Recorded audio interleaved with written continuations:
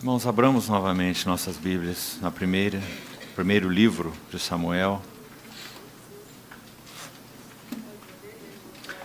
1 Samuel, capítulo 4, e vamos ler do verso 20 ao 22. 1 Samuel, capítulo 4, verso 20. Ao expirar, disseram as mulheres que a assistiam: Não temas, pois tiveste um filho. Ela, porém, não respondeu, nem fez caso disso. Mas chamou ao menino Icabode, dizendo: Foi-se a glória de Israel. Isso ela disse porque a arca de Deus fora tomada, e por causa do seu sogro e de seu marido. E falou mais: Foi-se a glória de Israel, pois foi tomada a arca de Deus. Então, segundo livro das Crônicas, capítulo 7. Segundo livro das Crônicas, capítulo 7, desde o verso 1. Tendo Salomão acabado de orar, desceu fogo do céu e consumiu o holocausto e os sacrifícios, e a glória do Senhor encheu a casa. Os sacerdotes não podiam entrar na casa do Senhor, porque a glória do Senhor lhe tinha enchido a casa. Todos os filhos de Israel, vendo descer o fogo e a glória do Senhor sobre a casa, se encurvaram com o rosto em terra, sobre o pavimento, e adoraram e louvaram o Senhor, porque é bom, porque a sua misericórdia dura para sempre. Querido Pai Celestial, uma vez mais entregamos Tua palavra aberta nas Tuas mãos. Suplicamos a habilitação do Teu Espírito Santo para podermos compreendê-la. Suplicamos que seja em nós e entre nós, como ela é em Ti mesmo, palavra viva e eficaz. Realiza em nós, Senhor, o intento do Teu coração nesse tempo de reunião. Estamos reunidos para Ti, e nossos olhos estão fitos em Ti. Fala ao nosso coração, confiamo-nos às Tuas mãos. Supervisiona e governa esse tempo, Senhor, e cobre-nos com o nome vitorioso de Teu Filho, para que nada interfira naquilo que o Senhor quer fazer entre nós nesse tempo. Em nome do Senhor Jesus. Amém. Queridos irmãos, ontem então nós demos um primeiro passo nesse tema da recuperação da glória de Deus. E dissemos aos irmãos que nosso encargo para esses 3 dias está ligado a este assunto. Usamos aquele texto de Coríntios 7 como um tema geral para esse encontro. O tempo se abrevia, discernindo os maiores conflitos dos dias finais. Então dissemos que esses maiores conflitos dos dias finais são os conflitos ligados à recuperação da glória de Deus. E sabe, irmãos, há um texto, por exemplo, que também nos ajuda nesse assunto de uma forma mais geral. Ezequiel, dos capítulos 40 a 47, também tem esse tema. A glória de Deus se retirando do povo e a glória de Deus retornando ao povo, naquela visão do templo de Ezequiel. Mas nós não temos ali muitos princípios enunciados, como nós temos aqui nesses 6 livros, como já falamos, de 1 Samuel a 2 Crônicas. Nós temos esse assunto da perda da glória de Deus, está aí, 1 Samuel 4, acabamos de ler. O neto de Eli se chamou Icabode por causa do impacto que sua nora teve quando esse filho foi gerado.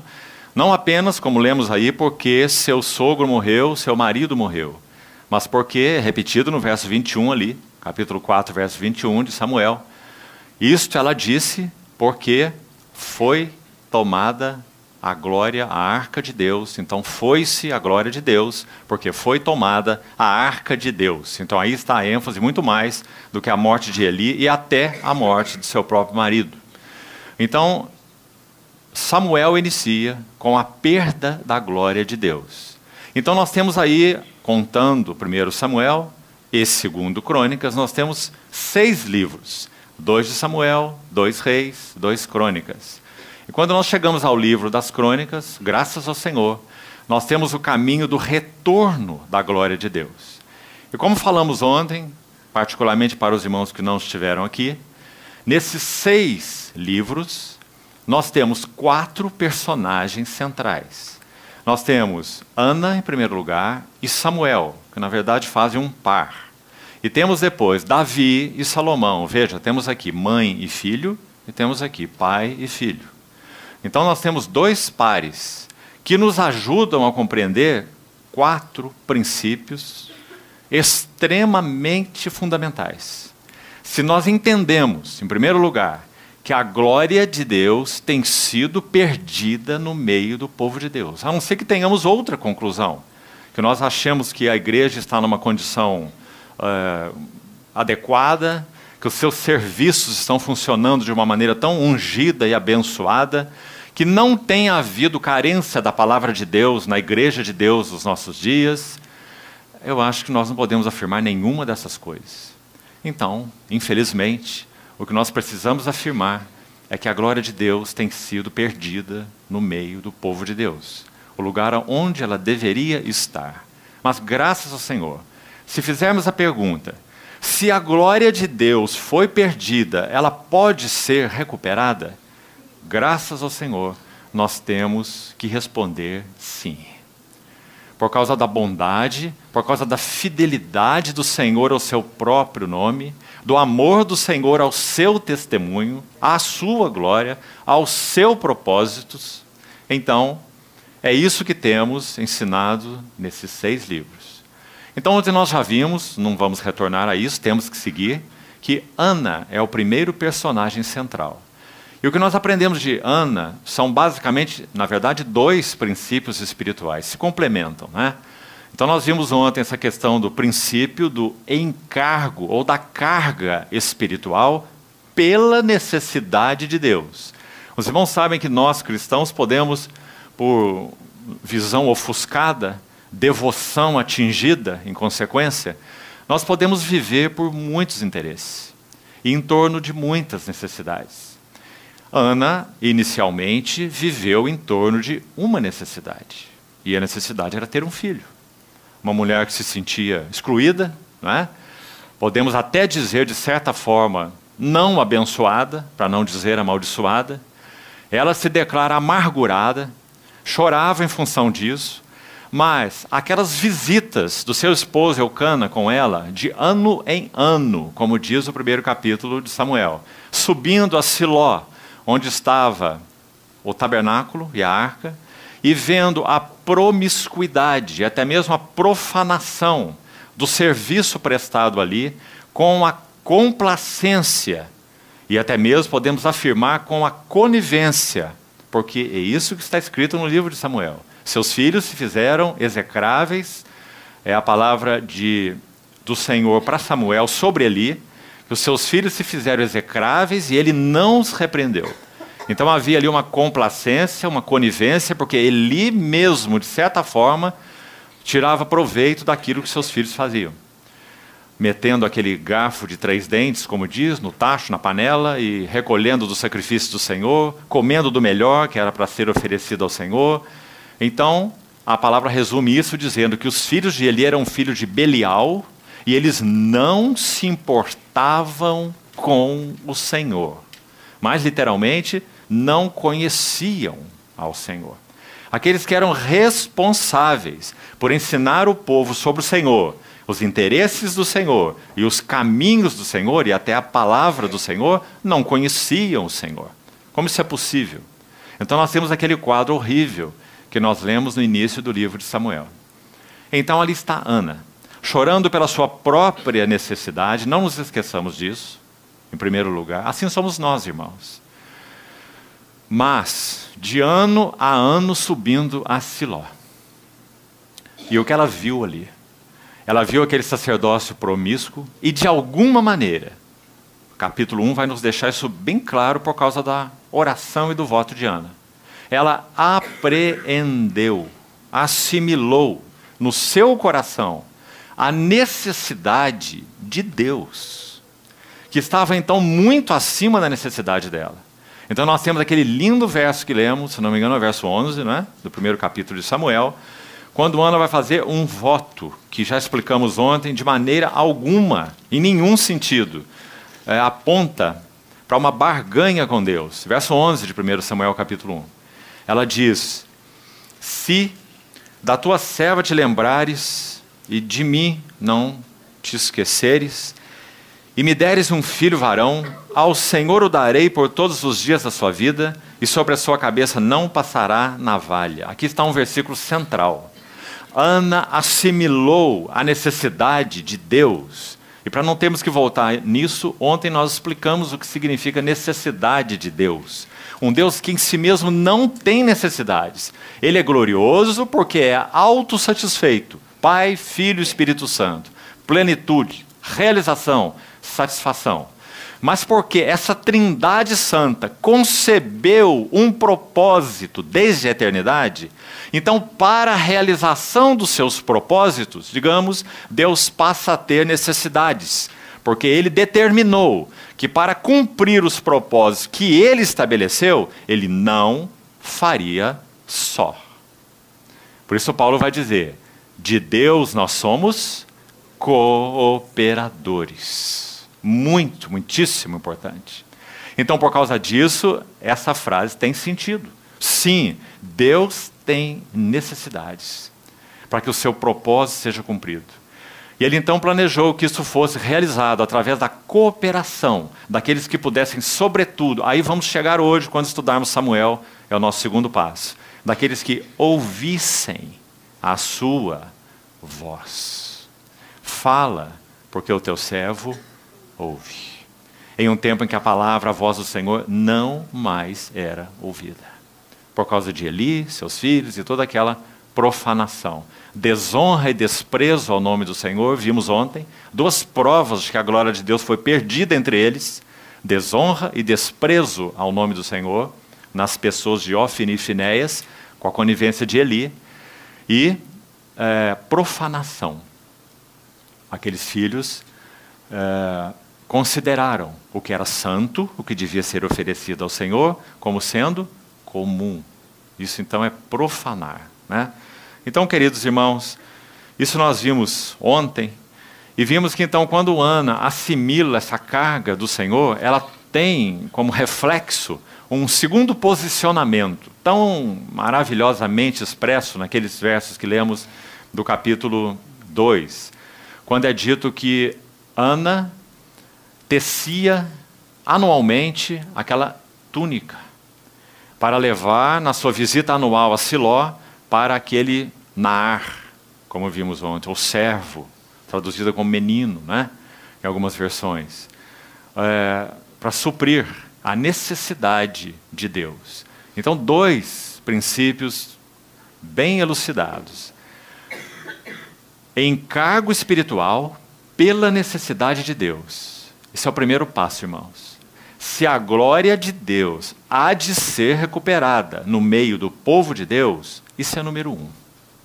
O Senhor há de levantar. E será que podemos dizer que pela sua infinita graça e fidelidade Ele já o tem feito? Queira o Senhor que sim. Repetindo, para a recuperação da sua glória no meio do seu povo, o primeiro passo, o Senhor há de levantar servos e servas que sejam consumidos pelas necessidades de Deus e que realmente tenham, não de palavra, não de profissão externa, mas que realmente tenham os interesses de Deus em primeiríssimo lugar em suas vidas. Que sejam consumidos pelos interesses de Deus. Ai de mim se não pregar o Evangelho.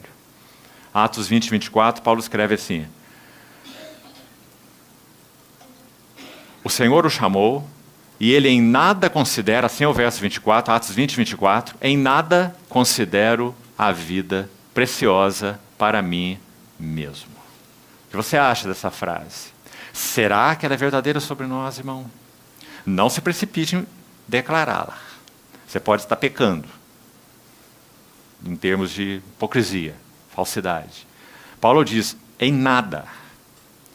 Quando olho para a minha vida, o que eu sou, Tudo que toca a minha vida e meu viver, em nada considero minha vida preciosa para mim mesmo. E esse para mim mesmo significa meus desejos, meus interesses, as coisas que me agradam, o que eu quero, o que eu planejo alcançar, conquistar, obter. Em nada considero a vida preciosa para mim mesmo. Contanto que eu complete a minha carreira, escute bem, e o serviço, o ministério que eu recebi do Senhor Jesus, ele conclui Atos 20, 24 assim, para testemunhar o Evangelho da graça de Deus. Ou seja, qual era o interesse central que consumia a vida de Paulo, o apóstolo? Ele já disse, testemunho do Senhor. Para isso ele viveu e por isso ele morreu. Então, se a glória de Deus há de ser recuperada no meio do povo de Deus, Deus há de levantar servos e servas que tenham um único interesse. Aprendam a viver nas limitações, aprendam a viver nas privações, aprendam a dizer não para projetos, aprendam a dizer não para planos, aprendam a dizer não para prosperidades. Sabe, amados irmãos, digo sinceramente diante do Senhor, eu gostaria de falar outra palavra para vocês, mas não tem outra palavra para ser falada. Nós temos que pisar nos nossos próprios calos dolorosos. Do contrário, nunca a glória de Deus será recuperada entre nós. Temos que pisar neles, e são esses calos. Temos que admitir que nós temos vivido nossas vidas para nós mesmos. Eu e meus interesses, necessidades, qualquer porta que se abre, nós entramos desesperadamente por elas. Nós consideramos cada porta uma oportunidade. Sei que também já falei em outras ocasiões isso aqui com os irmãos, e quero enfatizar, portas não são oportunidades. Portas são testes. Sabe como o inimigo age, irmão? Deixa eu exemplificar para você. Quando nós estamos passando privações, o inimigo age assim. Deus é bom. Você acha que Deus é bom? Você acha que Deus cuida de você? Você acha que Ele se preocupa com os seus interesses? Você acha que Ele tem cuidado pessoal por você? Olha o que você está passando quando nós sofremos privação. Aí sabe o que acontece quando é o lado oposto? Quando Deus, em sua infinita graça, abençoador como Ele é, o que faz nascer seu sol sobre justos e injustos, e assim sua chuva. Quando Ele nos abençoa aqui, e aí abençoa ali, e aí abençoa acolá, Ele tem prazer em fazer isso. O inimigo está aí de novo. Ele nunca se ausenta de nós. E sabe o que Ele diz? Não é gostoso receber essas bênçãos? Você quer mais?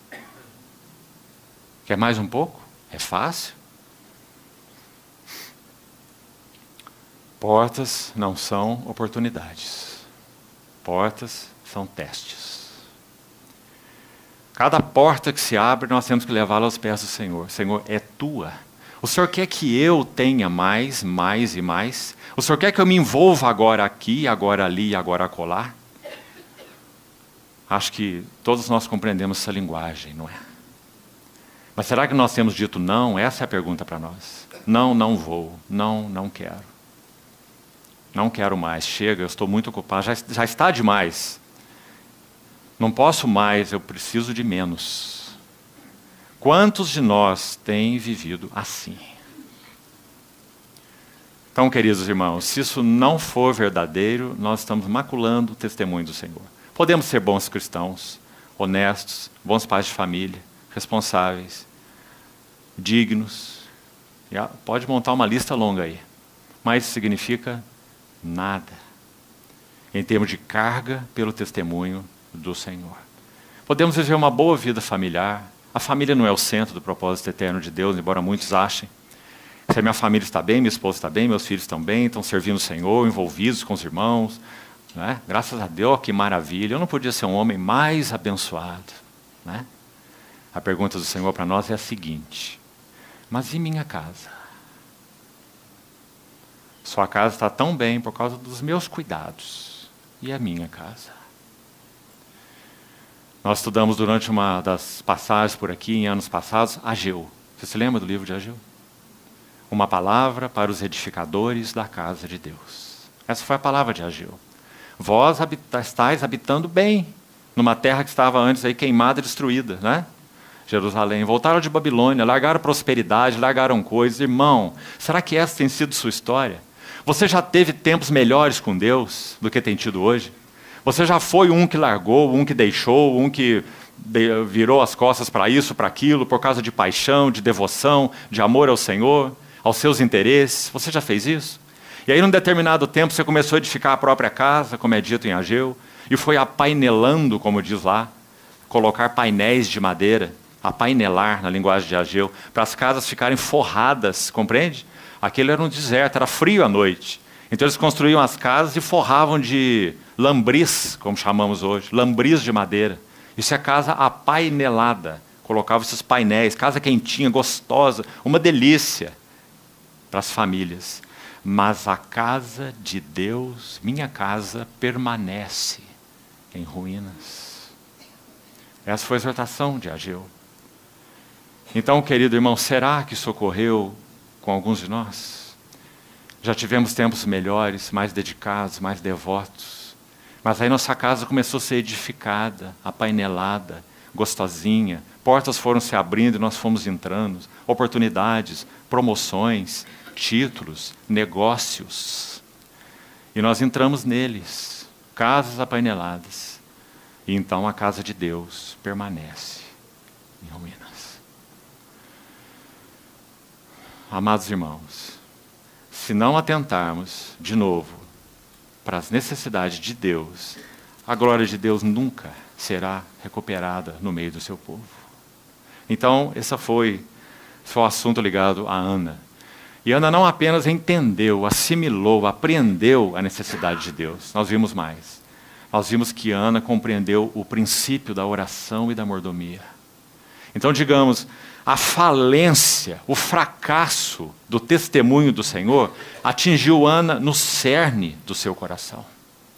Você compreende esses 3 primeiros capítulos de Samuel, irmão? Por isso ela diz no verso 11, Senhor, se me deres um filho, se de tua serva me lembrares, ao Senhor o darei, por todos os dias da sua vida. Ora, irmão, se Ana estivesse fazendo uma barganha com Deus, ela é insana. Porque ela teria um filho, mas não teria um filho. Porque o filho nem moraria na cidade dela, ela não cuidaria desse filho, não é? Ela só amamentaria esse filho até desmamar, não é isso? Quanto mais a mãe amamenta, quanto mais vínculo, mais amor ela tem pelo seu filhinho. Aqui estamos cheios de mamães. Então ela amamentou o seu filhinho Samuel, o dom de Deus, e até desmamá-lo. E quando ele desmamou, ela entregou. O que será que Ana compreendeu? Você lembra o final do capítulo 1? Nós não tivemos tempo ontem para tantos detalhes. Quando ela vai encontrar Eli com o filho Samuel desmamado, ela diz assim, por este menino, Naar, que também significa servo. Por esse servo orava eu. E o Senhor concedeu o desejo do meu coração. Agora eu o trago como devolvido ao Senhor. Sabe o que significa a palavra devolvido lá, naquele texto? Concedido mediante solicitação. Compreendeu? Ana entregou o menino servo, que foi concedido, foi entregue, nesse caso, devolvido, mediante solicitação. Quem solicitou Samuel para Ana? O Senhor. Quanto às necessidades de Ana, Ana necessitava de um filho. Quanto às necessidades de Deus, Deus necessitava de um profeta. Oh, amados irmãos, será que temos compreendido a necessidade de Deus nos nossos dias? Será que a casa de Deus necessita de mais profetas? Acho que eu também já disse para você. Sabe o que A.W. Tozer, um profeta da geração passada, disse numa das suas pregações, olhando para a igreja em geral do seu tempo, e isso tem quase 70 anos, nossos púlpitos modernos precisam de mais profetas e menos palhaços. Pessoas que se envolviam com entreter o povo.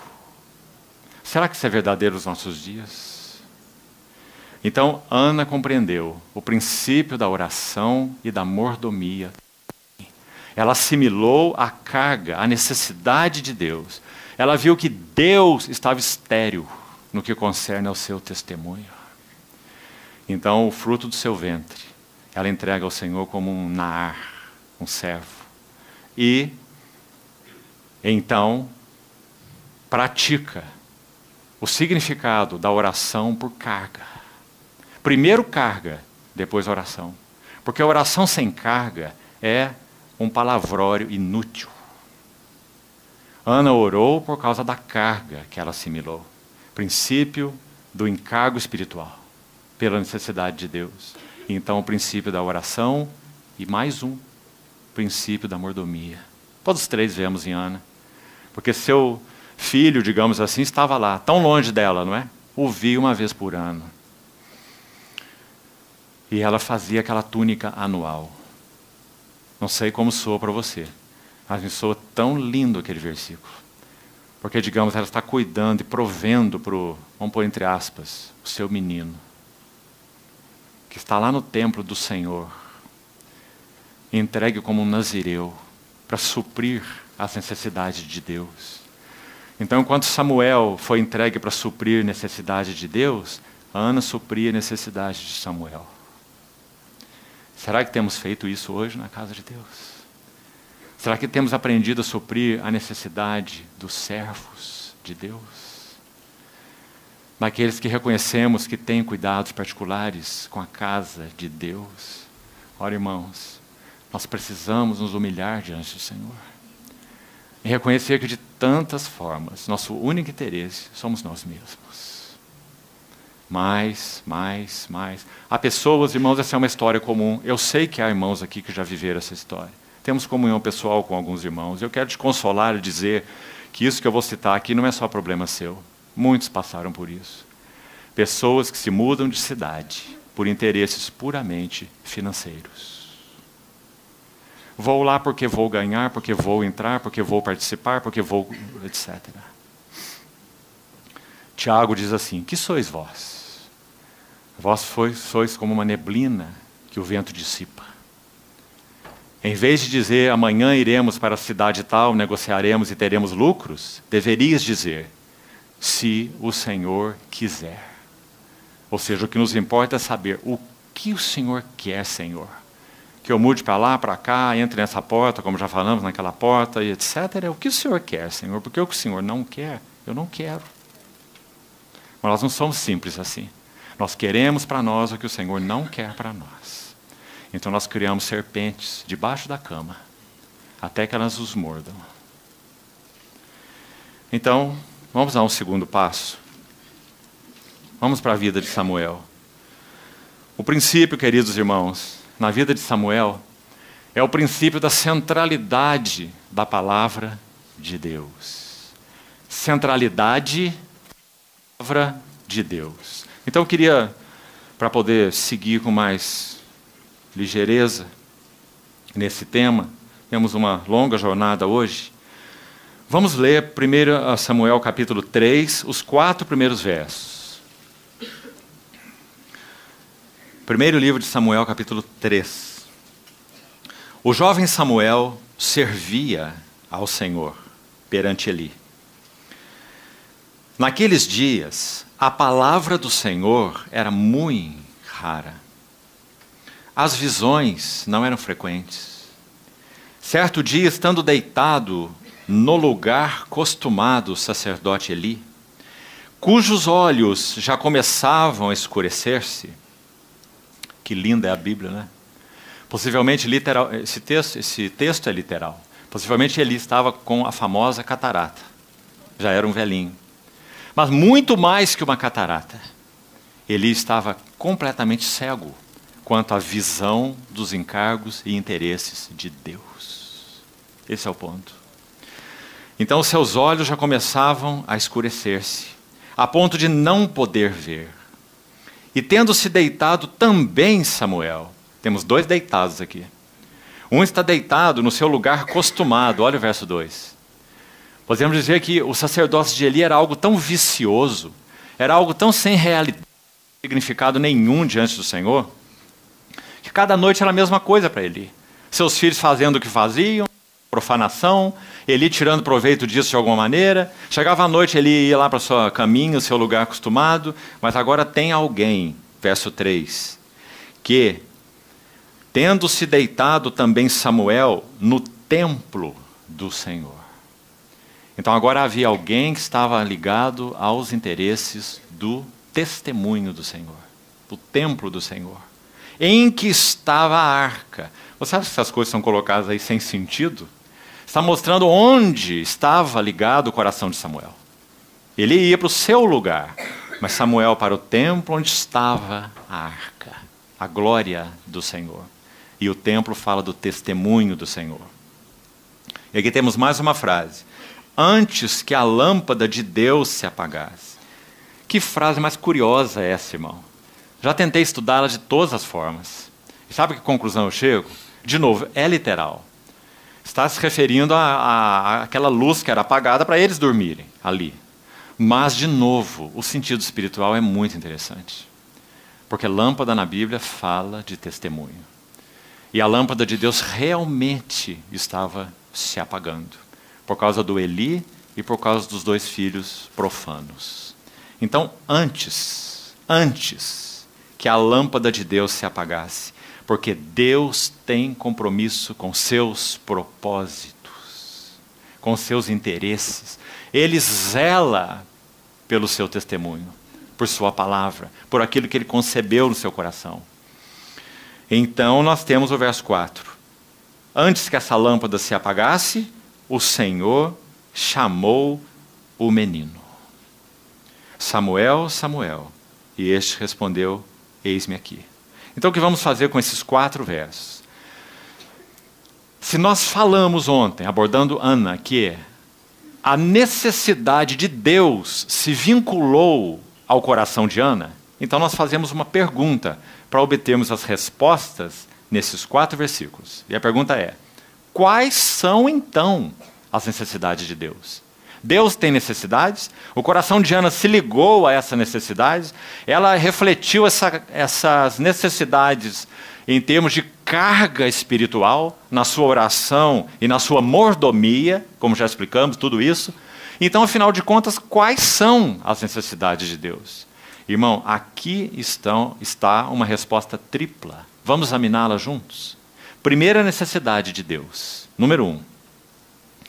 Recuperação da sua palavra viva e revelada. Onde está isso aqui? Olha lá o verso 1. Naqueles dias, a palavra do Senhor era muito rara. Irmão, pense comigo, e tire aí suas próprias conclusões. Você não é obrigado a concordar comigo. Então pense diante do Senhor. Vamos olhar a igreja de modo geral. Será que, de modo geral, como palavra em si, palavra mesmo, a Bíblia, as doutrinas, a palavra, será que a igreja de Deus tem estado carente da palavra nesse sentido? Acho que não. Acho que não, sinceramente. Acho que, de modo geral falando, é claro que há situações aqui ou ali onde a Bíblia é usada em cultos 15 minutos. Né? Certamente há, você conhece e eu também. Mas olhando de modo geral a igreja de Deus ainda se alimenta dessa Bíblia, a palavra escrita, não é? Então, o que estava faltando nos dias de Eli? Fazendo uma analogia, o que estava faltando nos dias de Esdras? Quando Esdras estava com aquele povo ainda na Babilônia, a primeira leva de cativos já tinha vindo com Zorobabel e Josué, mas Esdras ainda estava na Babilônia. Naquela condição corrompida, mas Esdras havia disposto o seu coração, isso é Esdras 7:10, um homem na Babilônia, Esdras, na Babilônia, não em Jerusalém, veja aí, ele havia disposto o seu coração para buscar a lei do Senhor, buscar a palavra do Senhor, cumpri-la, que significa obedecê-la, não adianta buscá-la e não obedecê-la, não é? Então buscar a lei do Senhor, cumpri-la e ensinar em Israel. Esse foi o ministério de Esdras. Agora, a Bíblia estava lá. É dito na história, você pode estudar e vai ver, que Esdras, ele fundou na Babilônia a ordem dos escribas. E o que os escribas faziam? Eram mestres da lei e copistas da lei. Então, dentro da Babilônia já havia a ordem dos escribas, não é? Ou seja, a palavra já estava lá, por causa do zelo de Esdras. Mas, irmão, veja bem, não tinha nenhum efeito nos corações deles. Mas quando Esdras volta para Jerusalém, com a segunda leva de cativos, isso vai estar registrado em Números 8. Acho que você se lembra. Quando eles se reuniram na Porta das Águas. Uma figura tão bonita. E é dito a Esdras, é solicitado que Esdras traga a palavra para ser lida diante do povo. E você lembra o que aconteceu, não é? Eles choravam ouvindo as palavras da lei. Eles se curvaram e adoraram o Senhor. Eles ficaram lendo desde a alva até o meio-dia. São mais ou menos 6 horas de leitura da Bíblia. Mas você compreende? Não é uma leitura sem sentido. Não é? Vamos ler esse livro. Esse é o livro da lei. Eu recuperei lá na Babilônia. Não é?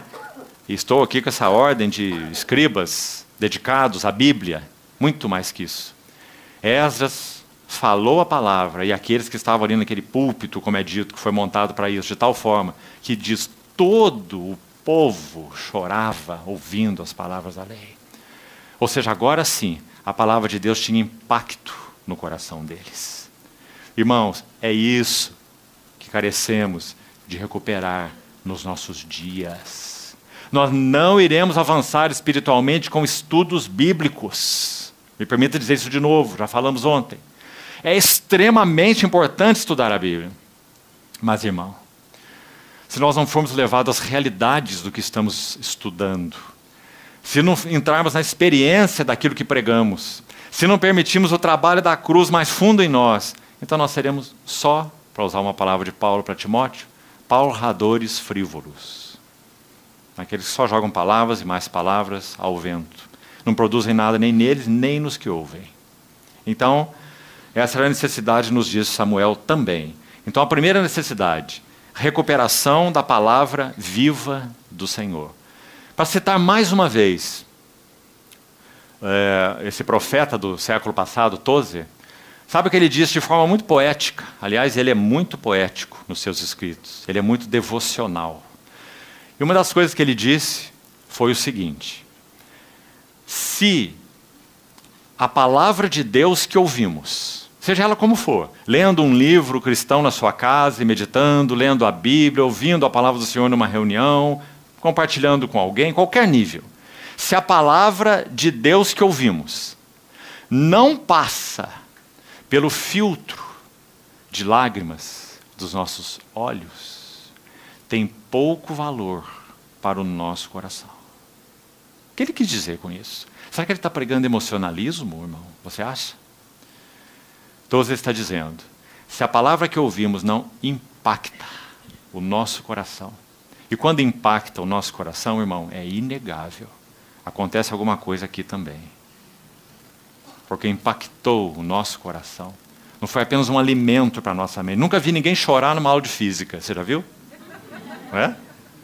Nunca vi. Mas quantas lágrimas são derramadas? Você pode chorar de raiva do professor, se for o caso, né? Mas quantas lágrimas são derramadas quando o Senhor fala aos nossos corações? Não é? Neemias 8, acabamos de citar. Eles estavam lendo as Escrituras e todo o povo chorava, ouvindo as palavras da lei.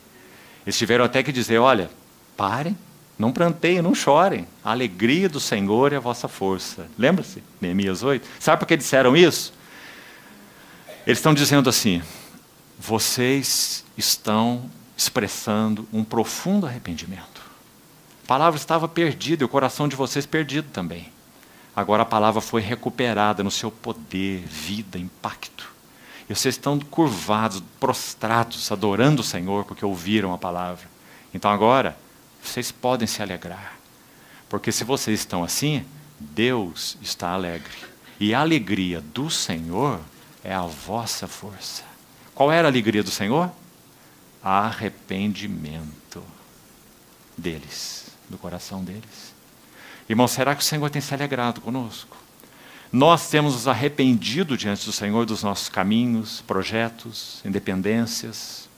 de nos desvincularmos dos interesses de Deus e entrarmos de peito aberto nos nossos interesses. Me permita repetir isso, irmão, porque isso tem enlaçado, tem jogado famílias no nada, tem acabado com a devoção de servos que antes eram fiéis, porque eles foram respondendo a mais aqui, mais ali, mais lá. Compreende? Avanços, seja no mundo aí intelectual, os PhDs que não terminam nunca, não é? Ou seja, em nível financeiro.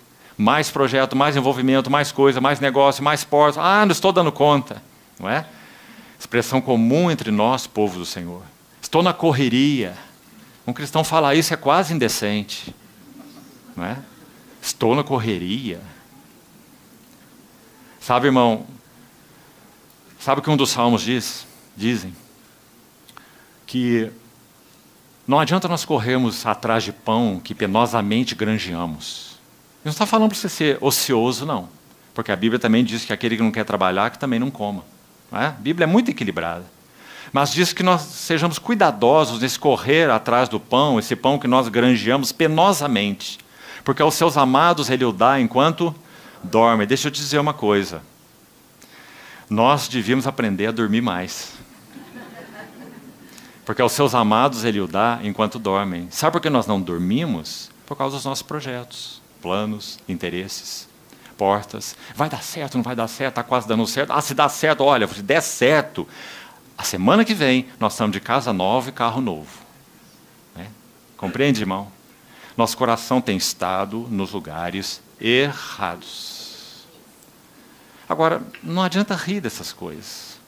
Nós temos que nos arrepender diante do Senhor. Porque esses são nossos fracassos. Né? Então, a primeira necessidade de Deus, a palavra viva recuperada. Deixa eu mostrar um texto para os irmãos sobre esse tema da palavra recuperada. Abra, por favor, Amós. Livro de Amós, capítulo 8. Está aí na sua Bíblia, sim, viu? Procure direito. Amós 8:11. Amós não foi diferente dos outros profetas. Ele exortou o povo de Deus porque eles estavam se desviando de Deus. Todos os livros proféticos têm esse pano de fundo. O povo de Deus estava sendo infiel a Deus. Então Amós foi levantado para exortar o povo de Deus. Ele diz coisas sérias. Deixa eu mostrar só um verso para você antes de ler o que desejo ler. Olha o capítulo 2, por favor. Abra Amós 2 primeiro. Amós 2, olha o verso 11. Veja se isso se aplica a nós. Amós 2:11. Dentre os vossos filhos eu suscitei profetas, e dentre os vossos jovens nazireus. Isso é Samuel. Não é isto assim, filhos de Israel, diz o Senhor, mas vós aos nazireus destes a beber. Corrompestes o coração dos que eram consagrados ao Senhor.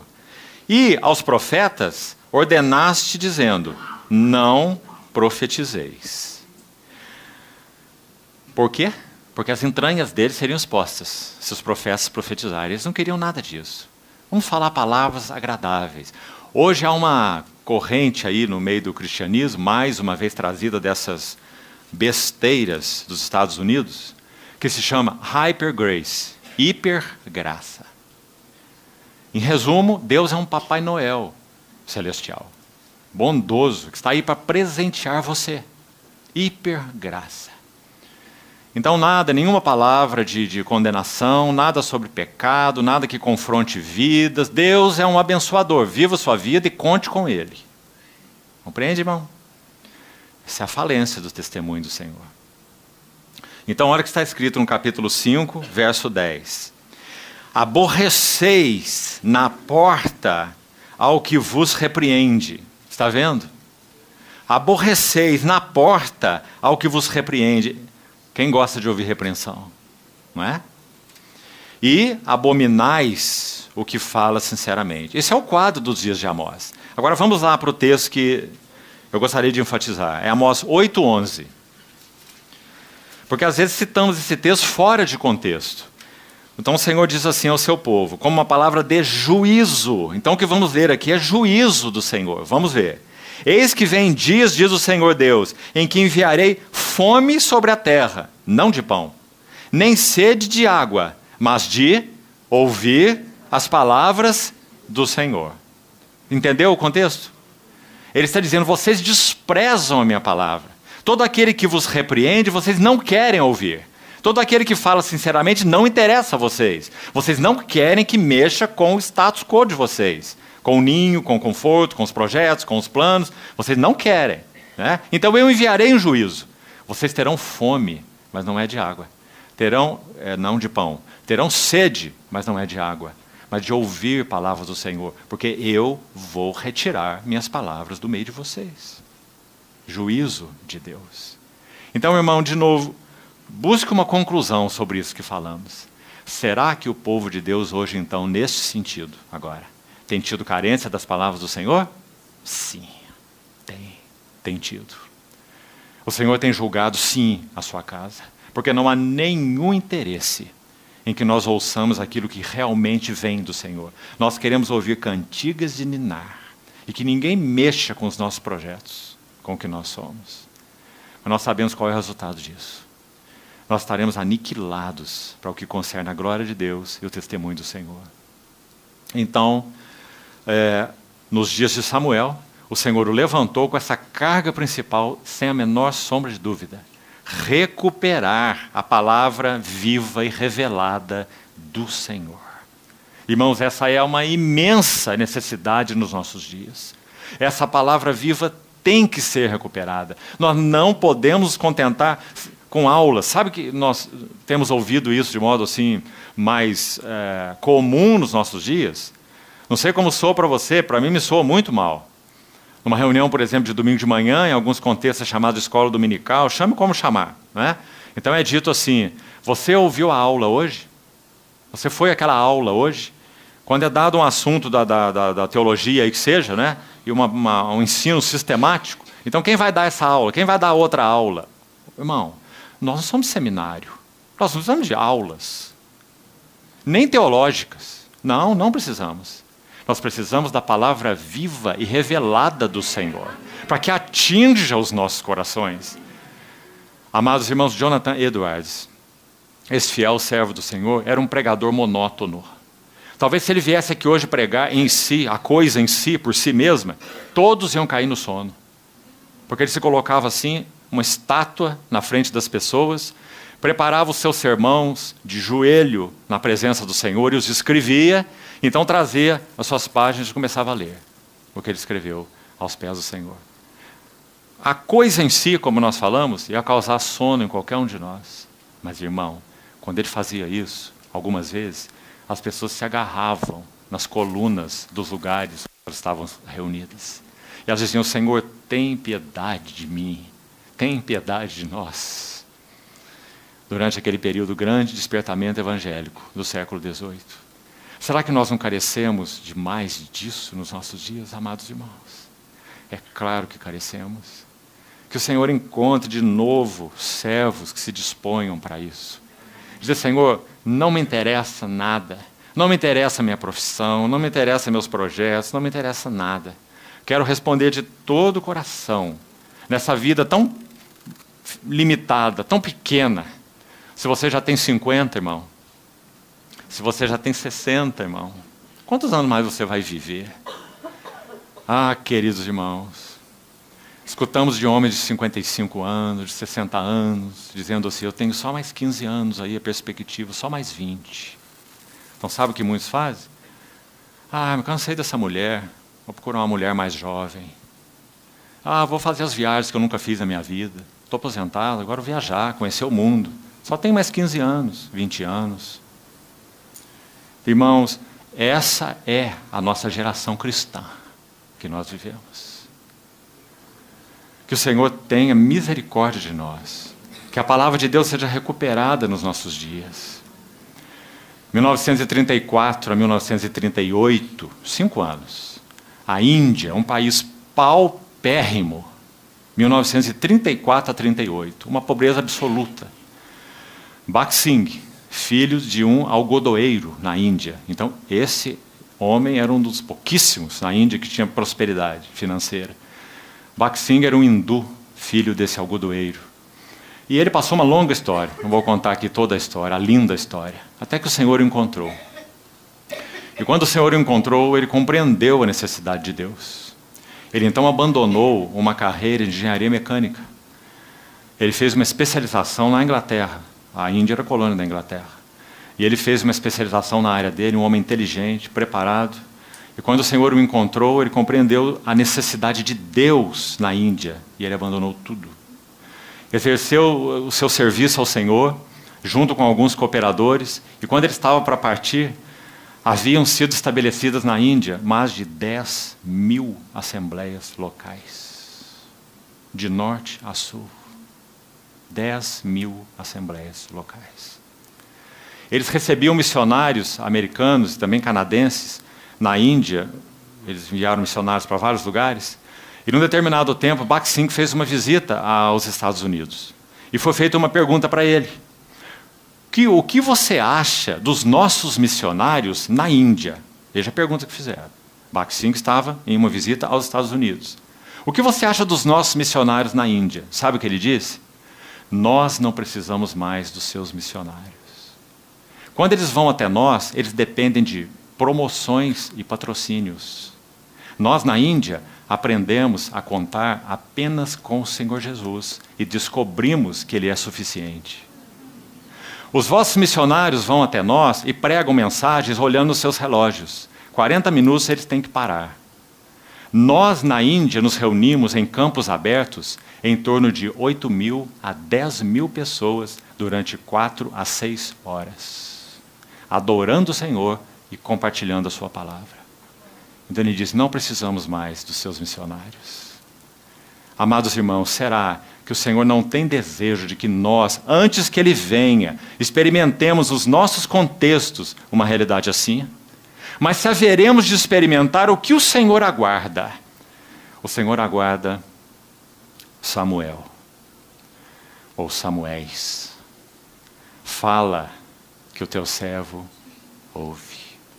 O Senhor aguarda Anas, que gemam, não por suas necessidades pessoais, mas Anas que gemam pela necessidade de Deus. Do contrário, a glória de Deus não será recuperada entre nós. Então, esse é o primeiro princípio sobre Samuel, a centralidade da palavra de Deus. Quero ler mais um texto para os irmãos, para nos encorajar nessa noite. Certamente você já ouviu falar de George Whitefield, ou Whitefield, certamente. Viveu na mesma época que Jonathan Edwards. Um nos Estados Unidos, o outro na Inglaterra. Alguém escreveu, muita coisa foi escrita sobre George Whitefield. Um servo de Deus magnífico.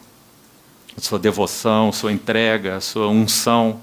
Então, alguém escreveu um pequeno texto sobre ele que eu queria ler para você, para o seu encorajamento. Escute só.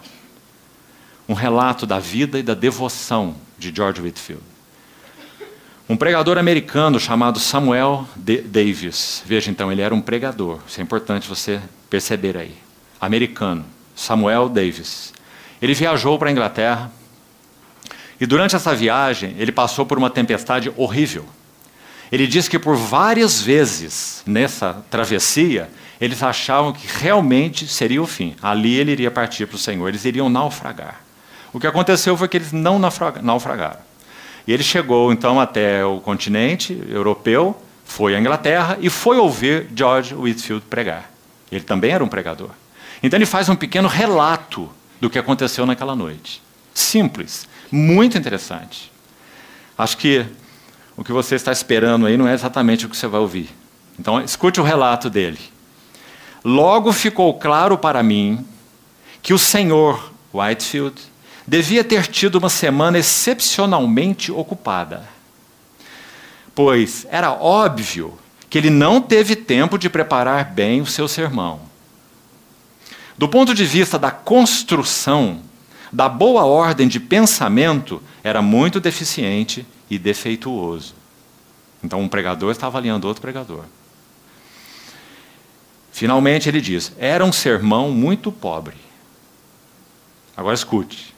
Mas a unção que o assistiu foi tal que eu me arriscaria, muitas vezes, aos rigores de um naufrágio no Atlântico, para estar ali e ficar debaixo da sua benigna influência. Maravilhoso, não é? Ficar debaixo da sua benigna influência.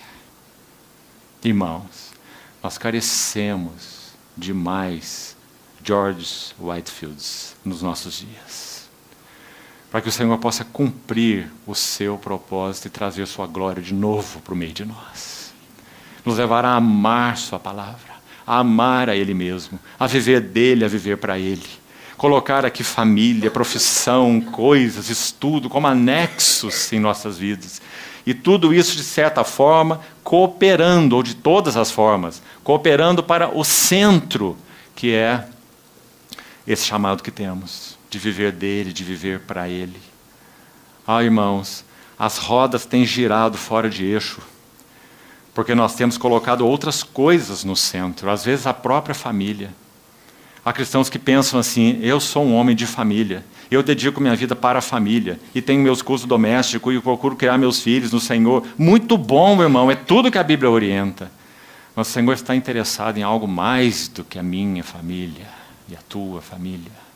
Ele está interessado na sua família. Minha casa permanece em ruínas. Quantos dedicaram a vida de alguma maneira para a família e perderam a família?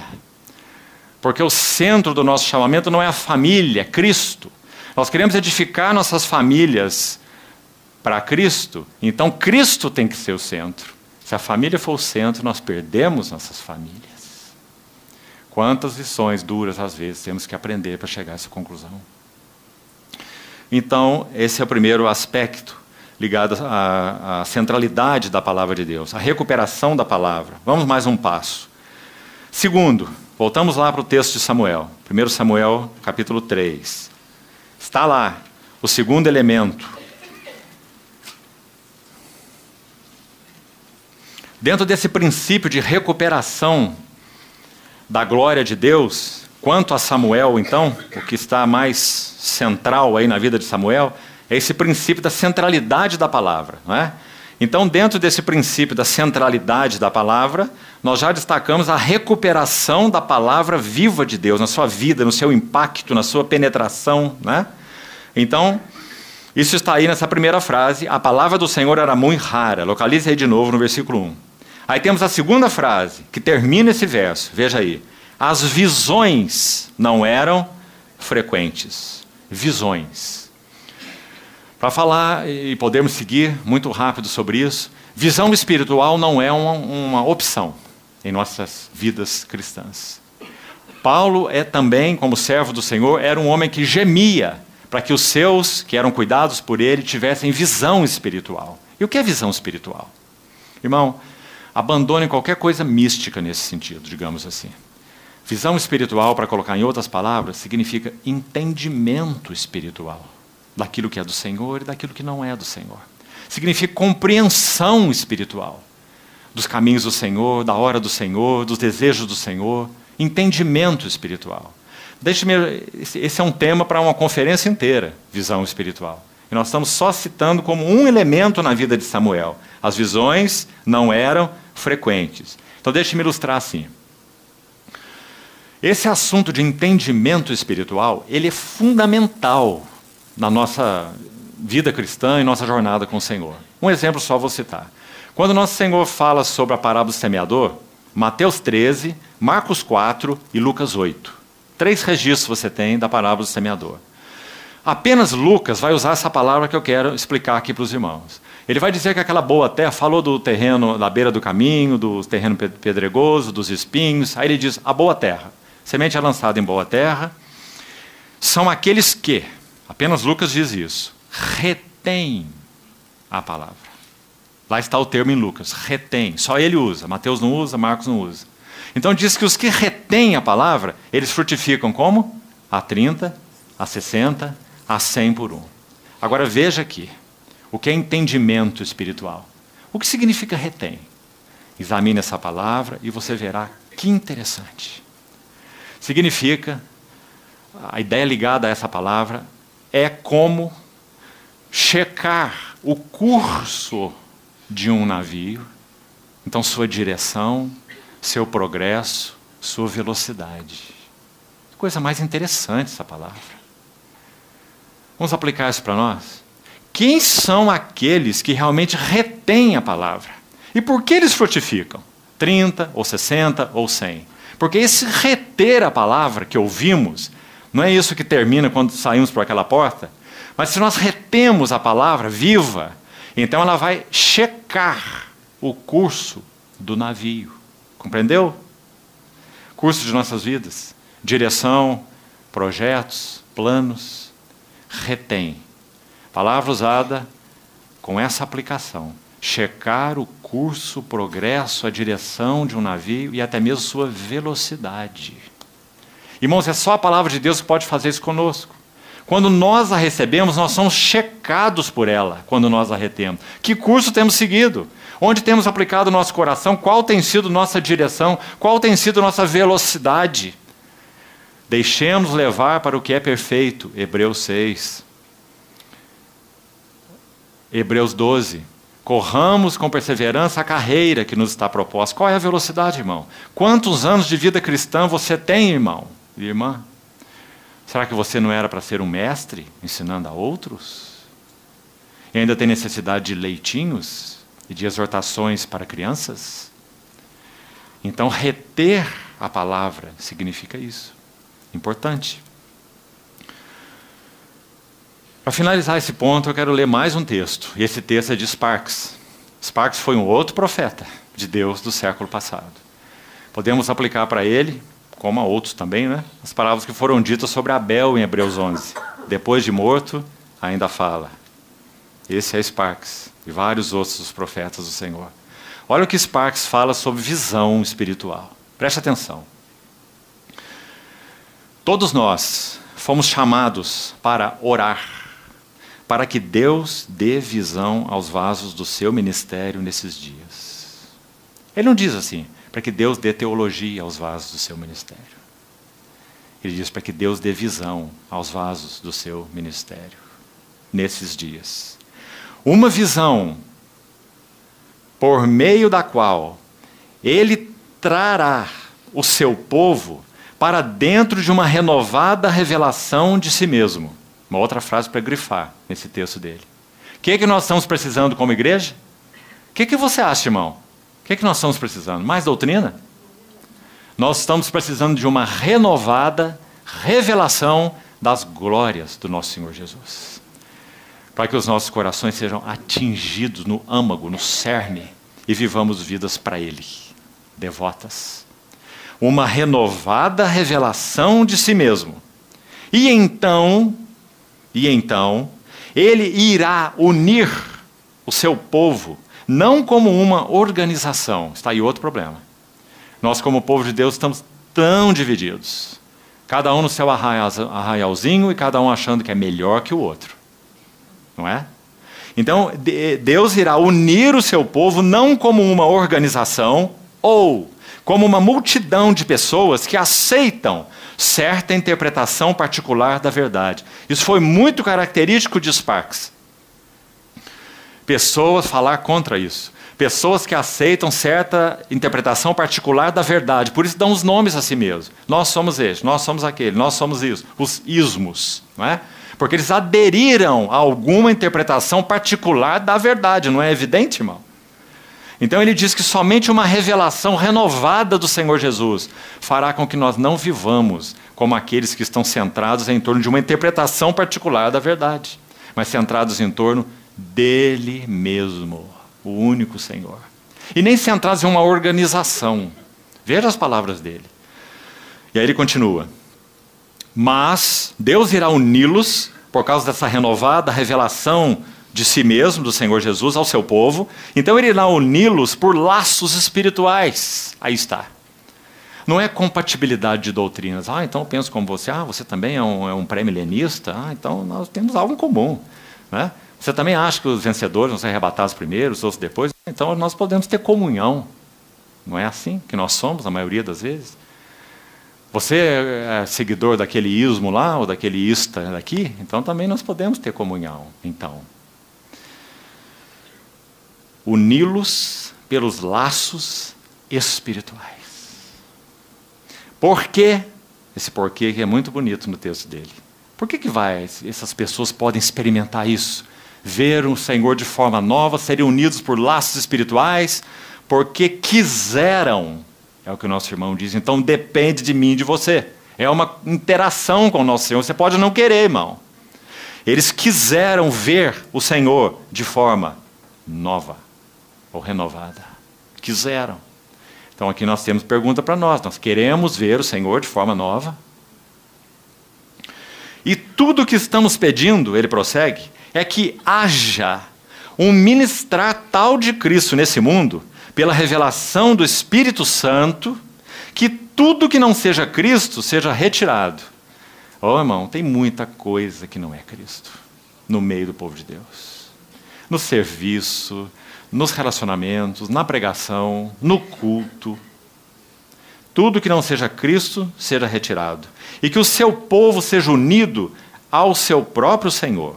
E aí ele conclui assim: e se eles estiverem assim unidos a Ele, eles unidos a Ele, então haverá unidade entre eles, e as divisões cessarão. Graças ao Senhor. Nós não temos desejo que as divisões cessem, irmão. Ter comunhão com os nossos irmãos, em torno de Cristo e só de Cristo. As belezas dEle, as glórias dEle, o vigor dEle, a graça dEle, a bondade dEle, os propósitos dEle, os interesses dEle. Independente de eu penso o quê, e penso o quê. Né? Então, esse é o segundo elemento na vida de Samuel. Visões não eram frequentes. Não havia entendimento espiritual dos caminhos do Senhor. O curso não foi checado, eles não permitiam. Eli e os seus filhos não permitiram. Né? E o último, é dito aqui, antes que a lâmpada de Deus se apagasse. Já falamos que isso se refere ao testemunho do Senhor. Então está Samuel aí deitado no templo do Senhor, onde estava a arca, antes que a lâmpada de Deus se apagasse. Agora, para concluir sobre Samuel, nós estamos terminando. 2 destaques para concluirmos. Mais, além desses 3 aspectos aí que já citamos, dos versos 1 a 3. Né? Mais um aspecto, está no verso 10. Então veio o Senhor ali, e ali esteve. Então veio o Senhor, e ali esteve. E chamou como das outras vezes, dizendo: Samuel, Samuel. Este respondeu e disse: fala, porque o teu servo ouve. Então nós já comentamos um pouco sobre esse ouvir, né? Citando aí essa parábola do semeador na linguagem de Lucas. Os que retêm a palavra, ouvem.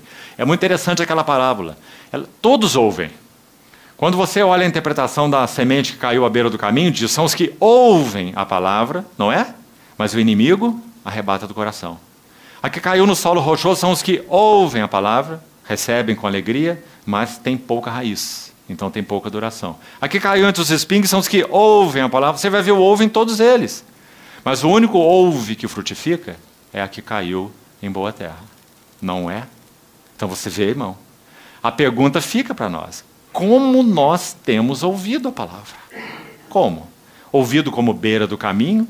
Ouvido com solo rochoso? Ouvido com espinhos? Cuidados do mundo, fascinação das riquezas. Lembra dos espinhos? Sufocam a palavra. Se não me engano é Lucas mesmo que usa também, só Lucas, essa expressão aqui, olha. Os seus frutos não chegam a amadurecer. Irmão, ouve a palavra, mas os espinhos sufocam e os frutos não chegam a amadurecer. Ou seja, cuidados do mundo, fascinação das riquezas, deleites da vida e demais ambições condenam a nossa vida espiritual a uma eterna infância. Quer que eu repita isso? Cuidados do mundo, deleites da vida, fascinação das riquezas e demais ambições. 4. Porque se você ler Mateus 13, Marcos 4 e Lucas 8, você vai ter todos esses elementos combinados. Cuidados do mundo, fascinação das riquezas, deleites da vida e demais ambições. Esses são os espinhos que sufocam a palavra que nós ouvimos, e os frutos não chegam a amadurecer. Nos condenam a uma eterna infância espiritual. É sério ou não? Então que o Senhor nos ajude a tratar com isso, irmão, a podar os espinhos, para que não fiquemos bebês e o propósito de Deus possa ser cumprido em nós. E o último elemento sobre Samuel, capítulo 7. 1 Samuel, você veja que todos os versos que estamos lendo, estamos focando o ministério de Samuel. Capítulo 7, muito, muito importante. Vamos ler os versos de 2 a 4. Então, olha, se Samuel recuperou a palavra viva de Deus, se Samuel realmente teve visão espiritual e entendimento espiritual, se Samuel foi aquele que então, de novo agora, pôde ouvir o Senhor, coisa que Eli já não podia mais, muito menos seus filhos, não é? Se tudo isso foi verdadeiro na vida dele, olha a beleza desse texto de Samuel 7. O que ele fez por consequência disso tudo que já falamos, porque era um profeta do Senhor. É dito, sucedeu desde aquele dia que a arca ficou em Quiriate-Jearim, e tantos dias se passaram que chegaram a 20 anos, e toda a casa de Israel dirigia lamentações ao Senhor. Falou Samuel a toda a casa de Israel e disse, se é de todo o vosso coração que voltais ao Senhor, tirai dentre vós os deuses estranhos e os astarotes, e preparai o vosso coração ao Senhor. Que interessante, né? Se não prepararmos o nosso coração ao Senhor, nós dificultamos a vinda do Senhor em termos de visitação, né? Para estar entre nós. Nosso coração não está preparado.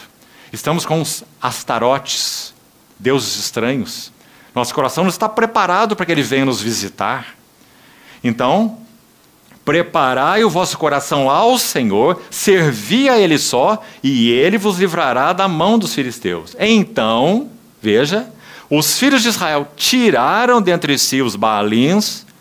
Baal significa Senhor e Baalins. O in faz plural no hebraico, não é? Então, Baalins significa senhores. Eles estavam servindo a muitos senhores. E os astarotes. E serviram só ao Senhor. E se você tem sua Bíblia com subtítulos aí, né? Se tem, olha qual é o próximo subtítulo em negrito aí da sua Bíblia. O que está escrito? Os filisteus são vencidos. Está vendo? Obtiveram uma vitória preciosa. Haviam obtido uma derrota horrorosa. Nós já estudamos ontem. Quando eles disseram assim, 4.000 homens entre nós foram abatidos. Por que será que perdemos essa batalha? Ah, já sei. Tragamos a arca. Lembra que comentamos ontem? Presunção. Tragamos a arca como se fosse um poder místico, né? E vamos batalhar com a arca entre nós. De novo foram derrotados e a arca de Deus foi roubada. E foi-se a glória de Israel por causa de presunção. Admitir que é automático, irmãos. Porque Deus fez um compromisso com esse povo que se reúne aqui, ali ou acolá. Então, quando nós estamos juntos e falamos o nome do Senhor, o Senhor automaticamente se põe entre nós. Não, não e não. Não é assim. O Senhor somente se porá entre nós se nosso coração tem sido agradável ao Senhor. Do contrário, Ele não nos visita. Porque não é assim que o Senhor faz. Então, preparai o vosso coração. Tirai dentre vós astarotes e deuses estranhos, e servi a Ele só. Então eles obtiveram a vitória sobre os filisteus. O que Samuel está fazendo aqui? Você sabe que o capítulo 3 de Samuel, verso 20 e 21, diz assim, Samuel 3, 20 e 21. Todo Israel, desde Dan até Berseba, conheceu que Samuel estava confirmado como profeta do Senhor, e continuou o Senhor a aparecer em Silo. Que maravilha isso! Porque fazia anos, anos e anos que a voz do Senhor não era ouvida. Mas agora o Senhor continuou a aparecer em Silo, ou Siló, enquanto por sua palavra se manifestava ali a Samuel. Está vendo? A centralidade da palavra do Senhor é a chave do ministério de Samuel. Então, por causa de tudo que já falamos sobre ele, olha aí o passo último. Ele convoca, irmão, o povo ao arrependimento. Queridos irmãos, nós temos sido convocados ao arrependimento diante do Senhor. Nós, como Assembleias do Senhor, carecemos de nos arrepender diante do Senhor. Arrepender de nossos relacionamentos. Arrepender de coisas inadequadas que fazemos uns com os outros, ou que falamos. Arrepender dos recursos que usamos, nossos próprios, para o serviço do Senhor. Energia carnal na obra de Deus. Isso é tão comum. Aqueles que falam a palavra, nós precisamos nos arrepender diante do Senhor da nossa confiança no próprio depósito.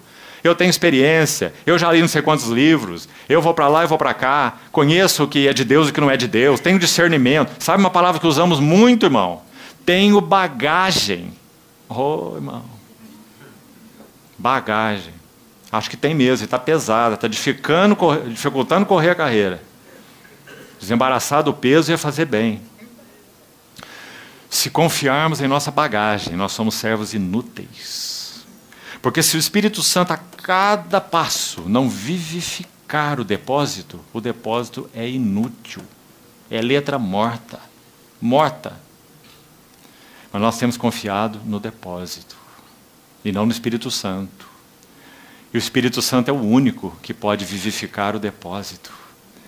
É o único que pode vivificar a experiência. Há pessoas que ocupam espaço no púlpito para falar de experiências.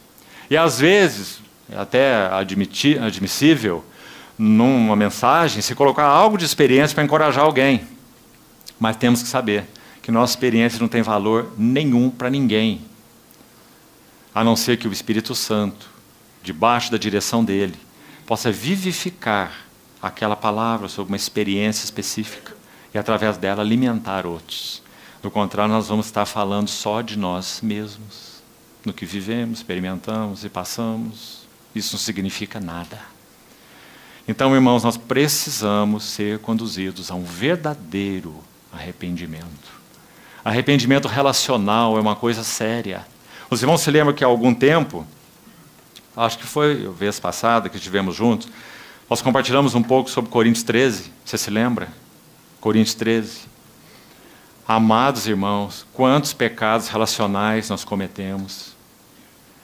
Como precisamos ser convocados pelo Senhor e respondermos a essa convocação para arrependimento. Como nós suspeitamos mal uns dos outros. Lembra quando estudamos Coríntios? O amor não suspeita mal. Como nós somos aqueles que leem nas entrelinhas.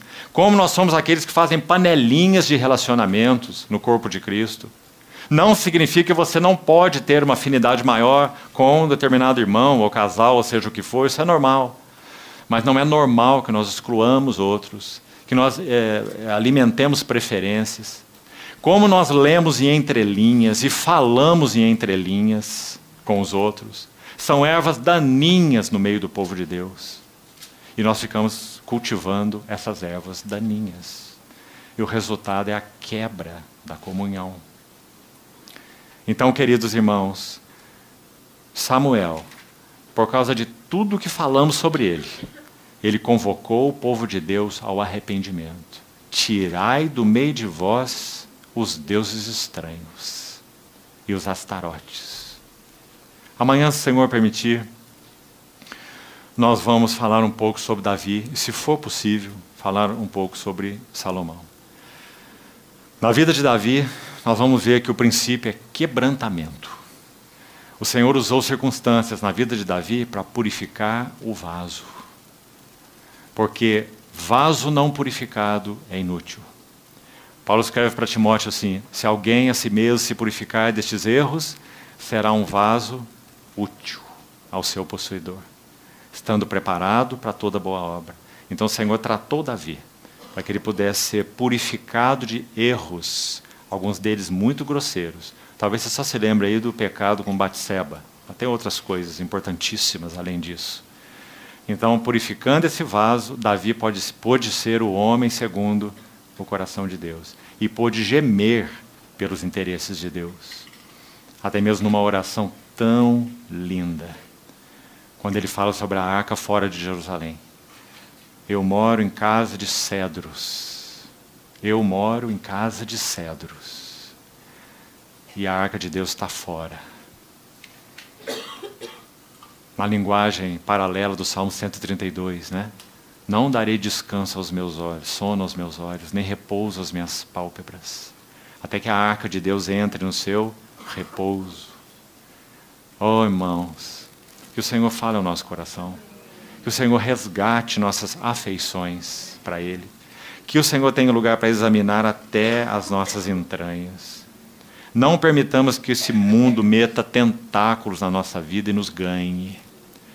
Não sei como você entende aquela palavra de João, 1 João, que diz que quando o Senhor Jesus voltar, se não permanecermos nele, e me parece muito claro que isso fala dessa vida unida a Ele. Esse é o tema de João, nos 5 livros que ele escreve. Vida de união com Cristo. Então ele diz, permanecei nele, para que quando Ele se manifestar, dele nós não nos afastemos, envergonhados na sua vinda. Irmãos, temos que admitir que isso será possível para muitos de nós. E sabe por que envergonhados? Porque naquele dia a luz vai raiar sem nenhum obstáculo. Compreende? Esse vai ser o motivo da vergonha. A luz vai raiar sem nenhum obstáculo. E nós vamos poder olhar a nossa loucura. E nós vamos dizer, por quê? Por quê? Por quê? Que eu gastei tanto tempo aqui? Por que eu investi tanta energia aqui? Por que eu corri atrás do vento? E alguns, pior ainda, poderão olhar para trás e dizer, foi madeira, foi feno e foi palha. Tudo que eu edifiquei, agora eu só vejo cinzas.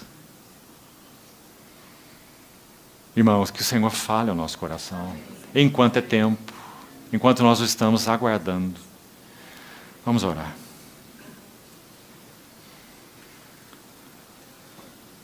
Obrigado, Senhor, por Tua fiel misericórdia para conosco, por Tua paciência e longanimidade. Mas, Senhor, nossa oração, queremos que seja realmente uma oração corporativa, expressa do fundo de nossas entranhas, que nós carecemos, que o Senhor nos conduza juntos ao arrependimento. Examina os nossos corações e caminhos, Senhor. Ajuda-nos a ver com o que temos gasto nosso tempo, energia, dinheiro, tudo que o Senhor nos tem dado. Afina o nosso coração e alinha-nos, ajusta-nos contigo, Senhor. Salva-nos, Senhor, dessas coisas. Por Tua graça te pedimos que o Senhor traga luz sobre os tentáculos do mundo dentro de nós. Seus cuidados, suas fascinações, seus deleites, seus apelos. Ó Senhor, conquista-nos de todo, para que sejamos de todo para Ti, porque Tu és de todo para nós. Nos envergonhamos, Senhor, na Tua presença, porque não somos integrais para Ti como Tu és integral para nós.